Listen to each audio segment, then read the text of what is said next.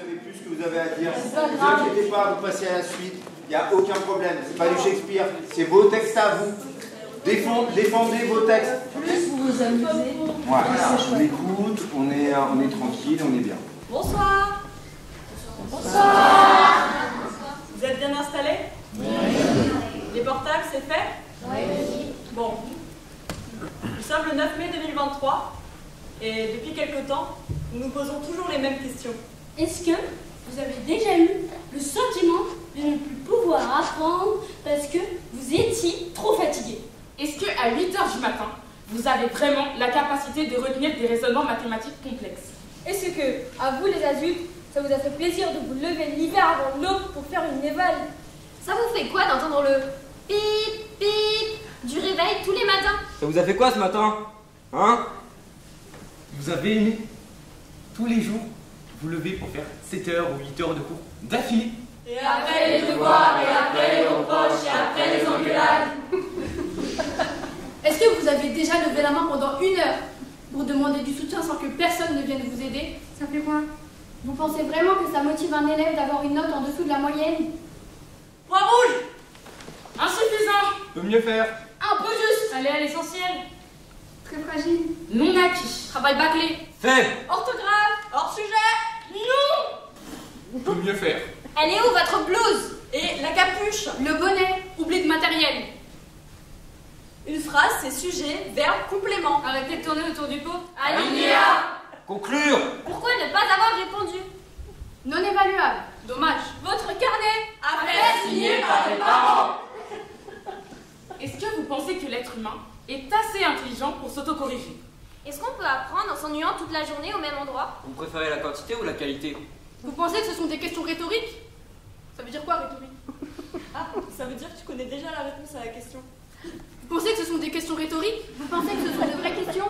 Pourquoi on continue à faire subir à nos enfants des trucs qu'on n'a pas supportés? Le 9 mai 2023, un groupe de jeunes s'est tenu là devant vous, sur une scène de théâtre.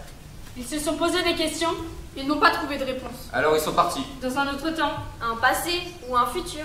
Ils ont exploré ce qu'il leur restait de l'école et comment ils auraient voulu la transformer. Ils ont marché. Ils ont traversé la ville. ils ont traversé les routes. Ils ont traversé la plaine. Ils ont trouvé un bois. Ils y sont entrés.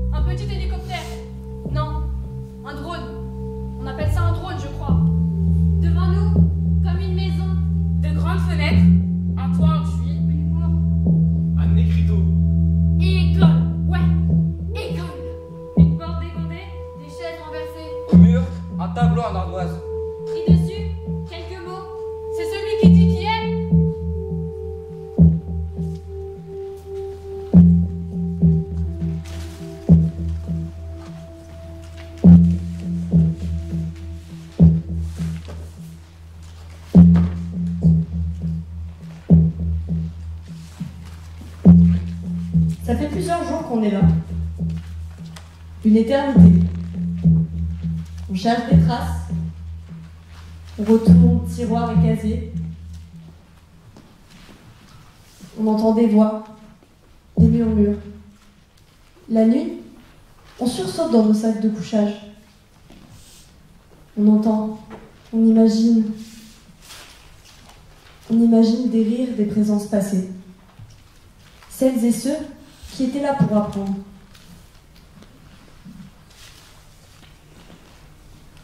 Regardez ce que j'ai trouvé. Oh non, pas encore ce témoignage. Non mais écoutez, là ça a l'air vraiment intéressant.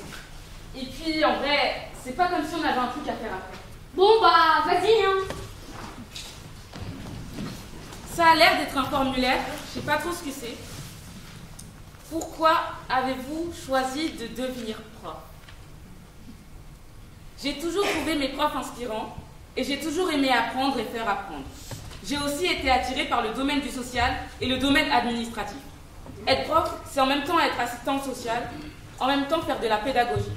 Je voulais aussi faire partie de la nouvelle génération qui prend en compte le bien-être de l'élève, car durant ma scolarité, j'ai remarqué que c'était un manque chez certains professeurs, mais ce n'est pas de leur faute, c'est dû à la société qui les a formés.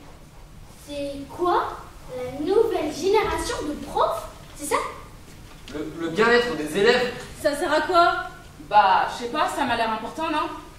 Vous, c'est quand la dernière fois que vous vous êtes bien senti en classe?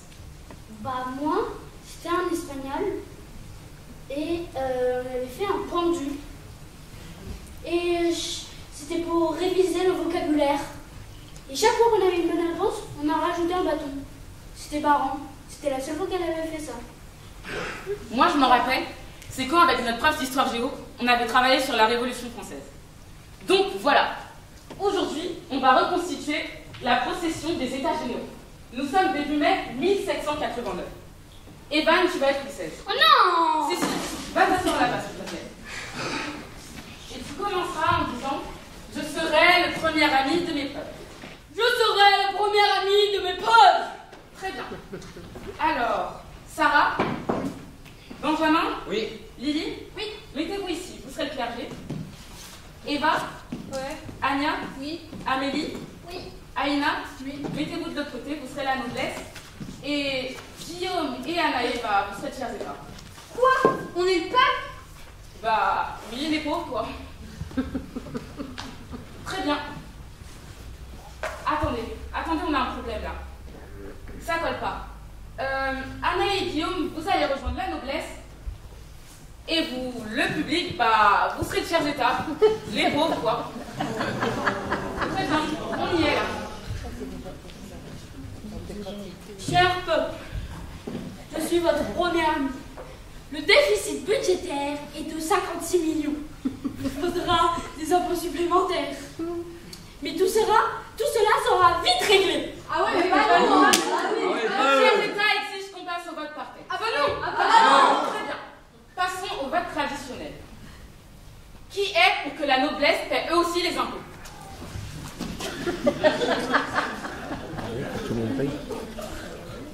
Très bien. Le vote a parlé. Vu que vous comptez pour un vote pour et deux votes pour. Donc, pas d'impôts pour la noblesse et plus d'impôts pour le tiers-état. Voilà, c'était ça le vote par ordre. Et c'est pour ça que le tiers-état a réclamé le vote par tête. Mon prof il faisait des trucs comme ça, j'aimais bien. On avait des références communes et il était plus proche des élèves. Pour toi, c'est quoi le respect? De nos jours, le respect à l'école a pratiquement disparu. Certains élèves se sentent supérieurs, surtout vis-à-vis des professeurs, et n'ont aucun respect en eux-mêmes. Cela est pourtant la base d'une vie en société. Il faut savoir respecter la dignité de la vie de chaque personne, même si nous sommes différents ou en désaccord. Ce manque de respect est principalement dû au manque d'éducation de l'enfant dès son plus jeune âge. Les nouvelles technologies également participent au manque de respect, plus précisément les réseaux sociaux qui abêtissent les générations actuelles avec de plus en plus de grossièreté. L'école devient alors un lieu d'abêtissement et non d'apprentissage. Voici une citation: « Le respect mutuel est le fondement de la véritable harmonie. » l'as trouvé où ton texte? Hier soir dans ma casier. Je peux voir? Oui.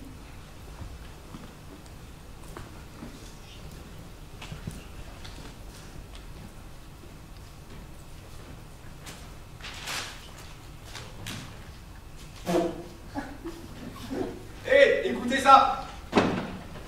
Le respect mutuel est le fondement de la véritable harmonie. Mais qu'est-ce que tu nous fais ta philosophe là? Oh, regarde. Eh, faudrait déjà que les profs nous respectent aussi. Hein. Commence par les respecter et tu auras du respect en retour. Oh! Bah tiens, regarde ton respect. Oh, bonne idée.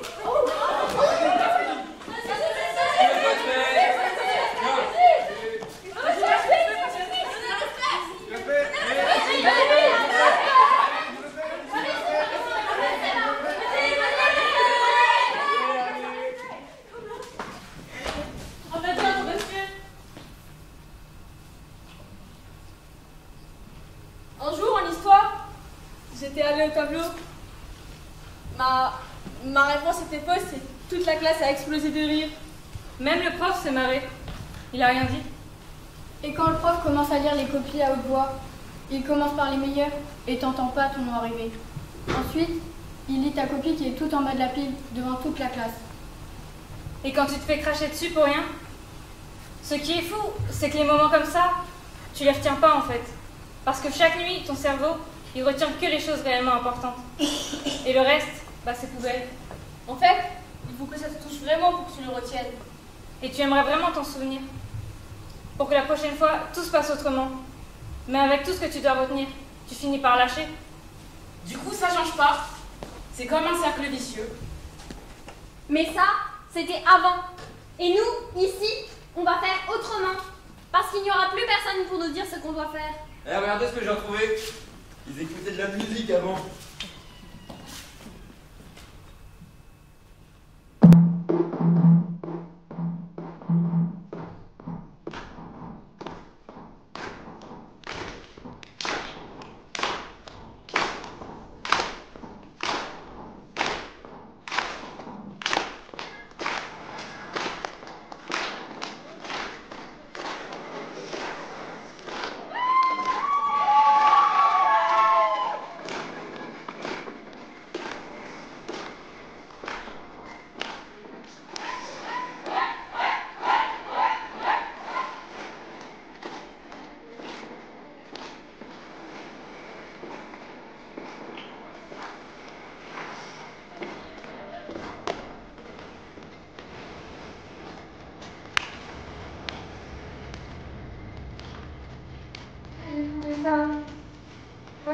Moi, je trouvais ça l'école de mes parents.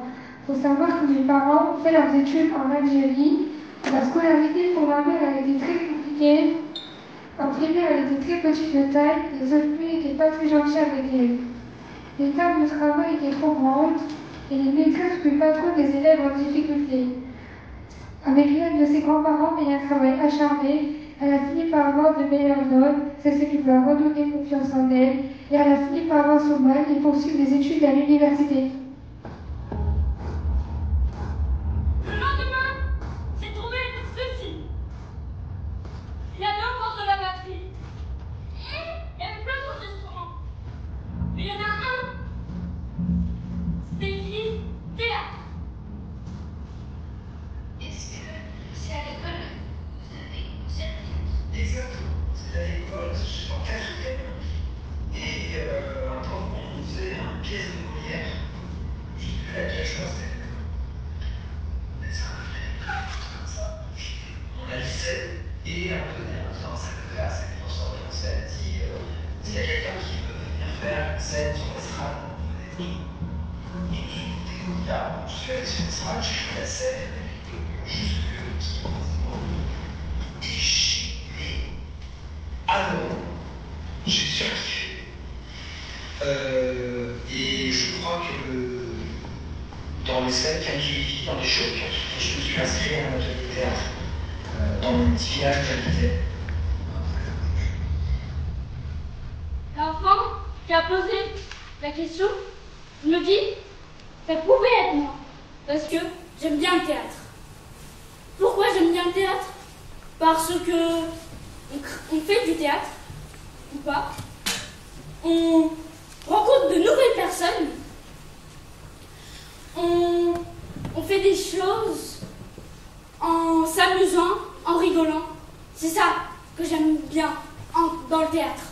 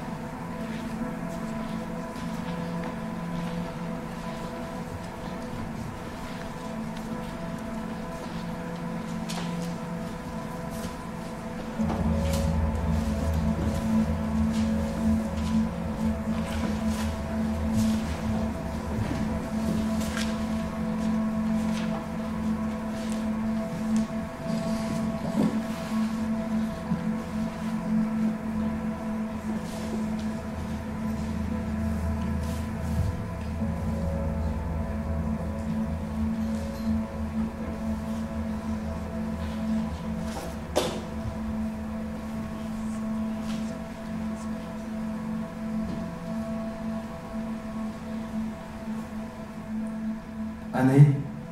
Oui. Tu te souviens du voyage scolaire qu'on avait fait? Quel voyage scolaire? De quoi tu parles? Mais si. Tu sais, on était partis tous ensemble, dans la forêt. La forêt? Quelle forêt? Mais si. Il y avait de la brume et des arbres bizarres. Justement, tu m'avais dit que tu en avais peur. Quoi? Oui, et la famille de paysans, dans le champ. On s'est dit, c'est comme un tableau. Je me suis dit, la dame du champ, elle ressemble à la prof. Et je me suis retourné pour lui dire à la prof, et elle n'était plus là. Il n'y avait que de la brume, et les arbres tout noirs, et une mousse bleue. Une mousse bleue qui commençait à envahir les arbres. Et à envahir le chemin aussi. Et les élèves derrière moi, ils étaient recouverts de mousse. Je t'ai appelé, je t'ai pris par la main, on s'est mis à courir. Courir comme jamais. Quand on est sorti de la forêt, on s'est retourné. La forêt avait disparu. Il n'y avait plus qu'un trou immense et des traces de mousse bleue. Guillaume? Oui. On n'a jamais fait de voyage scolaire.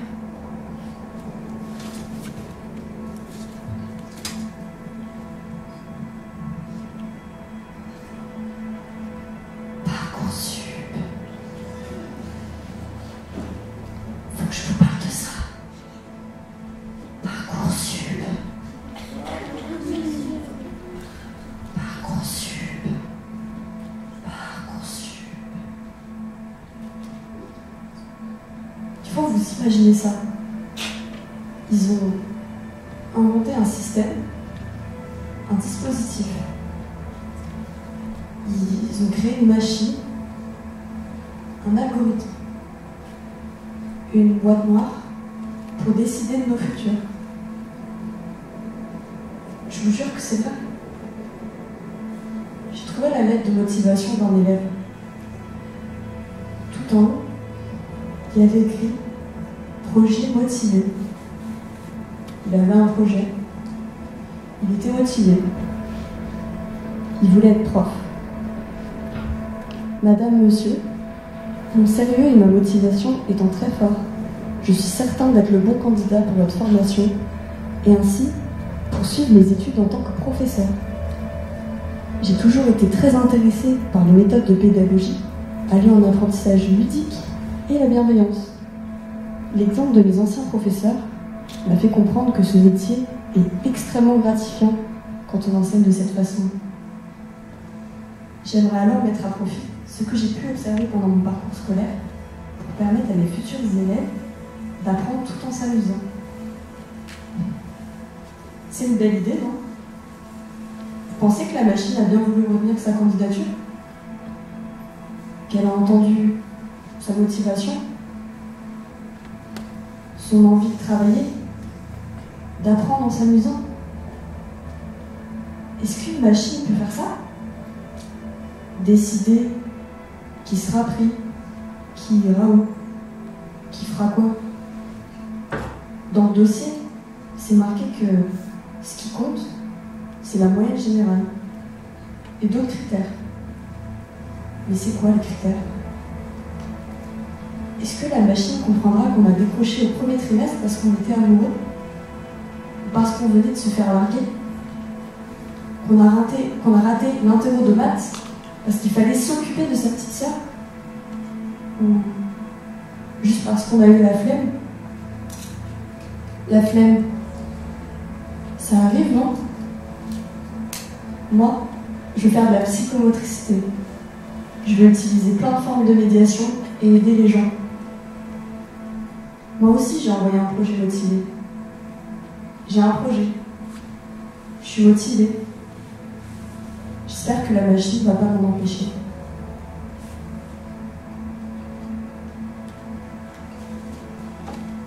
Bip, bip, bip, bip, bip, bip. Encore toi.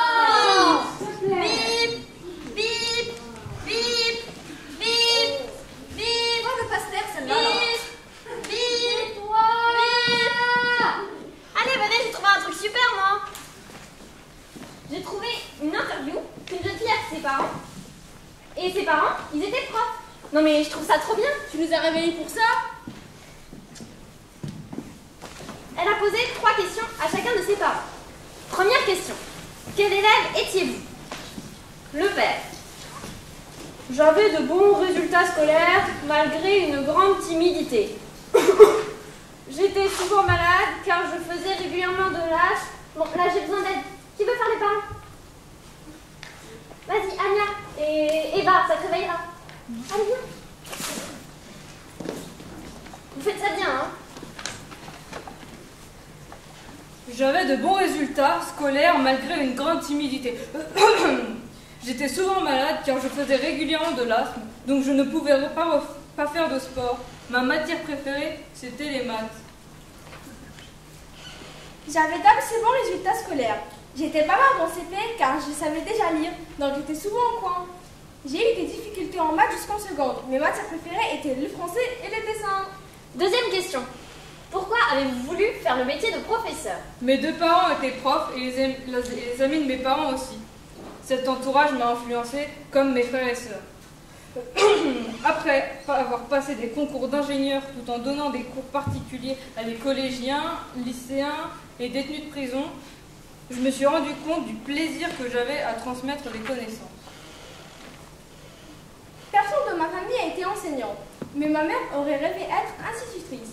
J'ai toujours aimé apprendre et apprendre à apprendre. Ma petite cousine et mon petit frère ont été mes premiers élèves. Au collège, je donnais des cours de soutien à des élèves de primaire. Troisième question. Racontez-nous un souvenir marquant de votre carrière. Je me souviens d'un soutien à un élève. Je me suis opposée à d'autres collègues pour que l'élève puisse prendre une orientation scientifique. L'élève avait finalement réussi à obtenir son bac dans cette filière. Je me souviens d'un fou rire qui m'avait fait pleurer de rire avec une classe de 4e. Difficile à gérer en termes de discipline. On faisait une activité de théâtre avec lecture et mise en scène. Je ne me souviens ni du texte, ni du sujet, ni de la raison du rire collectif, mais du rayon de soleil dans la classe.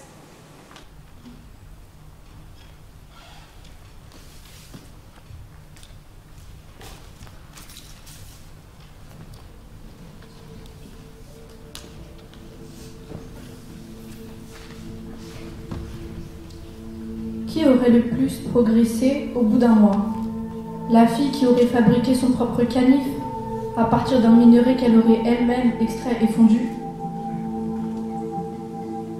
bien le garçon qui aurait passé le même temps à suivre les conférences sur la métallurgie après que son père lui eut offert un calice estampillé Rolls-Royce. Lequel des deux risquerait le plus de se couper les doigts? Ce que je veux dire, c'est qu'ils ne devraient pas jouer à la vie. Ou simplement l'étudier, mais qu'ils devraient au contraire vivre leur vie du début à la fin. Comment des jeunes pourraient-ils mieux apprendre à vivre sans se frotter à l'expérience de vivre?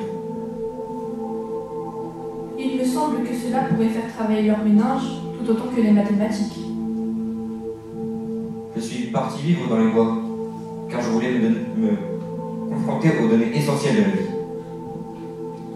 Plutôt que de constater à la fin que je n'avais point vécu. Je voulais vivre intensément et aspirer toute la moelle de la vie.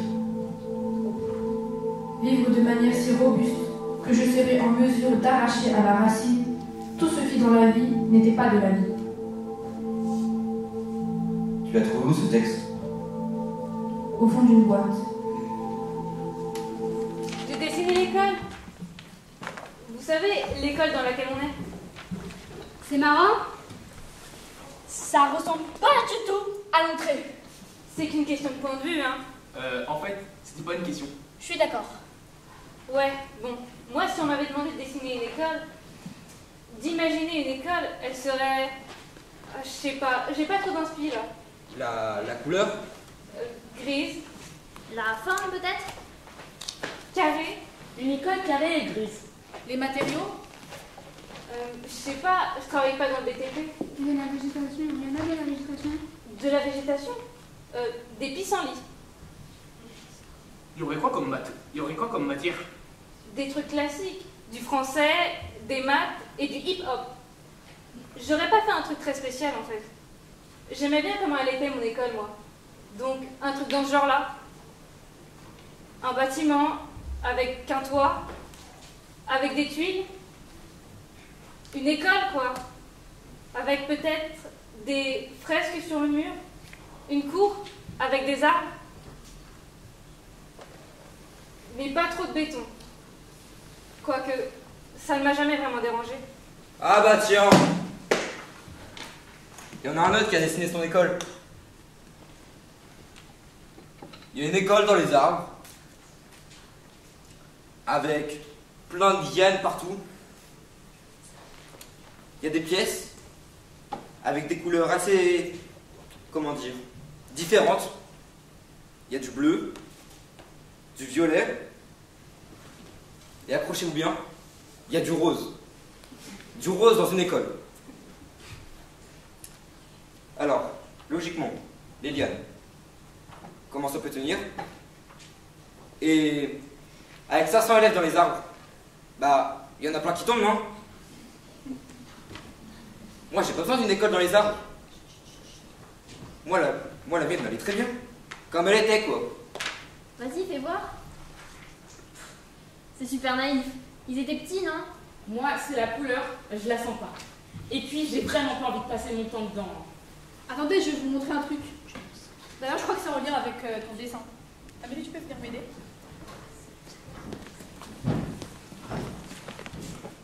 Bon, vous bougez? Allez, hop. On s'assoit ici, on pousse les fesses.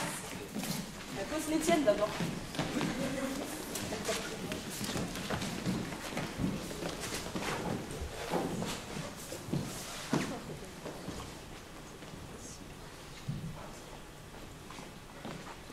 J'avais envie de changer d'école. Ce serait plus des cabanes dans les arbres qui feraient une école.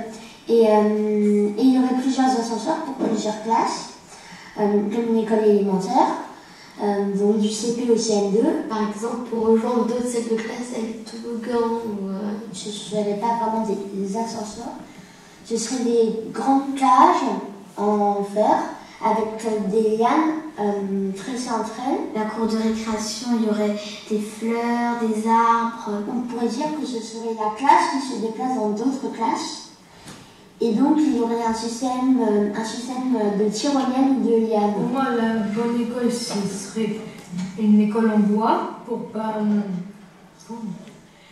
trop polluer, qu'il y ait beaucoup de poubelles pour pas que les élèves mettent les déchets n'importe où. Une école écologique, enfin, où il y a du tri, où on respecte la nature. Dans la récréation, il y aura des jeux qu'on utilise beaucoup, des jeux qu'on dirait, qu'on noterait dans une grande feuille qu'on va mettre devant les salles de classe. Pour moi, une vraie école, c'est où on travaille bien, où il y a des bons profs. Il y aura du CP au 3e, comme ça on n'y aura pas à changer d'école, à avoir une dérogation, etc. et pas déménager. À la cantine, on puisse tout savoir ce qu'on veut et qu'il y ait au moins 3 propositions. Le truc végétarien et un de viande. Des plats beaucoup riches en protéines parce que ça donne des vitamines pour faire le sport. Un jour idéal où tu ramènes le repas que tu veux. C'est toi qui le prépares chez toi une journée. J'aime pas trop ceux qui servent. Du coup, ce serait mieux d'apporter nous-mêmes les plats. Il y aurait des animaux, par exemple, comme les lapins, par exemple. Donc, comme ça, à la cantine, on pourrait manger du lapin. Ça y est, je comprends mieux l'histoire des lianes. C'est mignon, c'est des gamins. Non mais c'est bien beau d'avoir de l'imagination, mais bon, c'est pas possible en fait. Faut garder un peu les pieds sur terre. Faut rester pragmatique. Et puis, cette histoire de lapin, c'est quand même hyper glauque. Tu sais, je pense pas qu'ils aient concrètement imaginé les détails techniques avec les lapins. Moi, mon école, elle était grise. Alors, au moins, ça pouvait pas nous distraire. Et il y avait des vitres partout. Alors, pour le plan de Vigipirate, c'était pas évident. Ils avaient mis des plantes un peu partout pour nous cacher en cas d'attaque, mais ils nous demandaient de nous mettre accroupis devant les vitres et faire comme à la maternelle, on met la tête dans les mains et on nous voit pas. Tiens, regardez ce que j'ai trouvé. Vous voulez voir? Eh ben regardez. Ça va.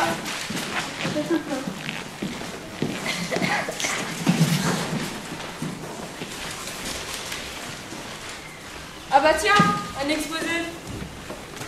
3e B. Une école du futur. Il y a une consigne.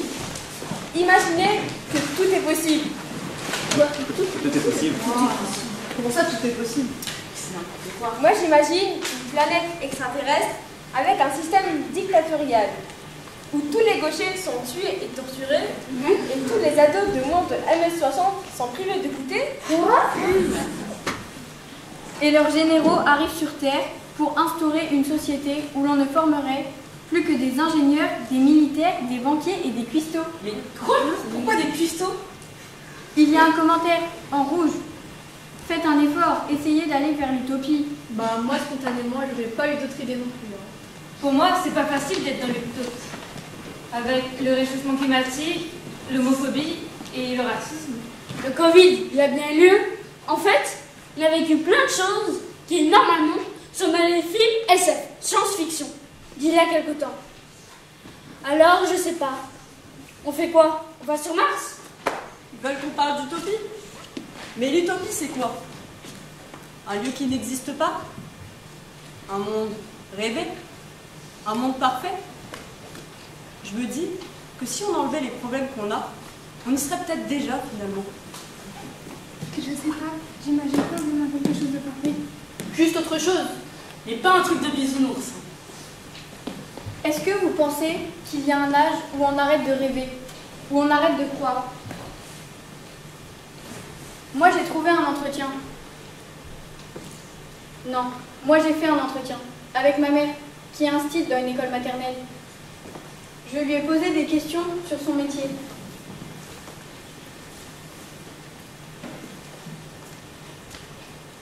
Pourquoi avoir choisi d'enseigner au maternel? Parce que les enfants en bas âge, c'est des vraies éponges, ils absorbent tout ce qu'on leur montre, tout ce qu'on leur apporte. Je veux dire, c'est facilement assimilé. La répétition au quotidien, ils adorent ça, et donc ça leur permet, sans s'en rendre compte, encore une fois, d'apprendre plein de notions. Et en plus, les enfants à cet âge-là fonctionnent beaucoup à l'affectif. C'est très agréable d'avoir des câlins des enfants. Au quotidien, il faut vraiment réussir pour que que les enfants entrent dans les apprentissages, il faut déjà, dans un premier temps, leur donner envie de venir à l'école. Donc, l'affectif avec l'enseignant est très important. Si l'enfant ne veut pas venir à l'école, s'il a de la réticence, il n'apprendra rien. Donc, ça, on n'a que ça en maternelle. C'est très simple.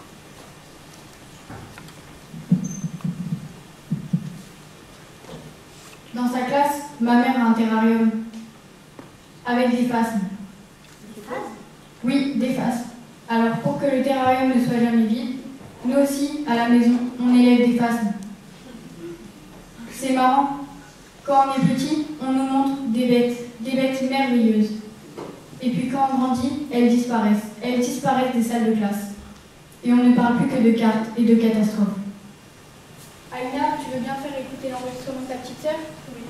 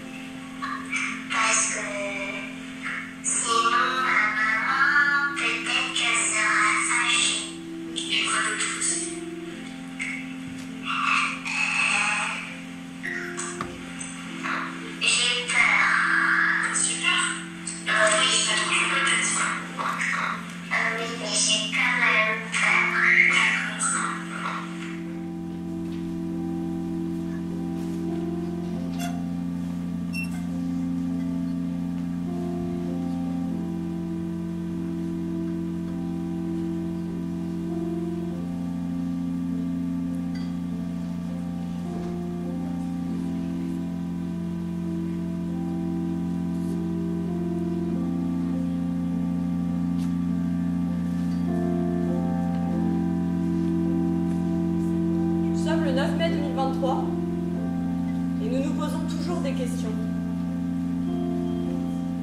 C'est comment l'école pour vous? Vous imaginez comment l'école? Pour vos enfants? Pour vous?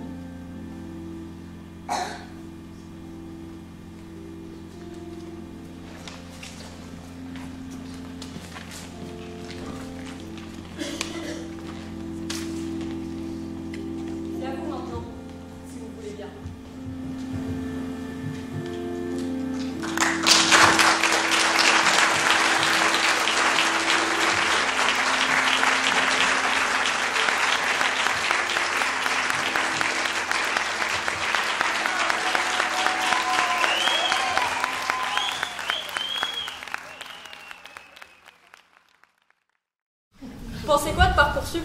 Ça ne montre pas tout le potentiel des élèves qui veulent faire différentes choses. Par exemple, des élèves qui sont intéressés par une filière, qui ne seront pas pris dans la filière qu'ils veulent parce qu'ils n'ont pas des assez bonnes notes, alors que la motivation, elle est là et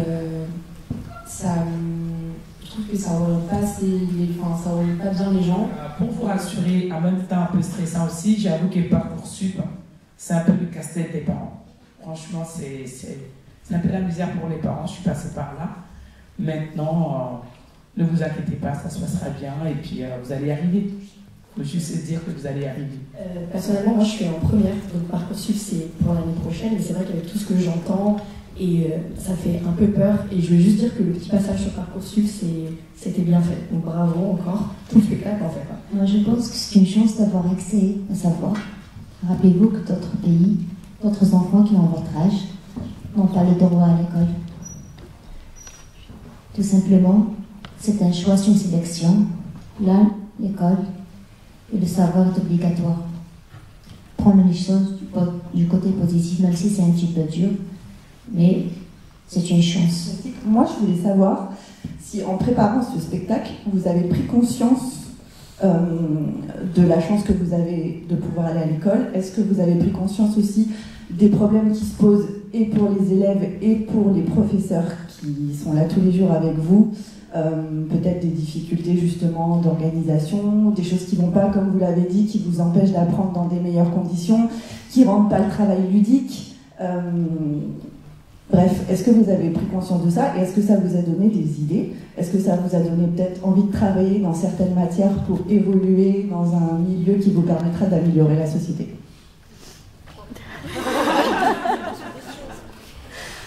Vous avez 4 heures.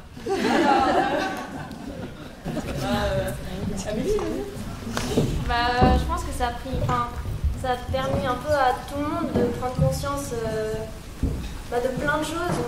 On a parlé, on a échangé beaucoup sur le sujet.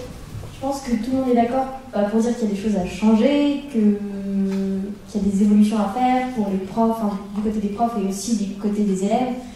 Et oui, on s'est rendu compte de pas mal de choses en faisant le spectacle et avec de nombreuses discussions et je sais pas quoi dire d'autre. Par exemple, il y a le respect des élèves et aussi il y a le respect des élèves et aussi des profs que des fois c'est pas très, comment dire, mais des fois ils nous disent qu'il faut qu'on les respecte, mais aussi des fois ils disent des choses pas trop respectueuses pour nous. Donc en fait c'est qu'il faut qu'on change pour les profs et aussi pour les élèves aussi. Ça, la force de parler de l'école et des professeurs, est-ce que parmi nous, il y en a certaines ou certains qui commencent à se poser la question de savoir si peut-être un jour vous seriez prof, maître d'école ou enseignant?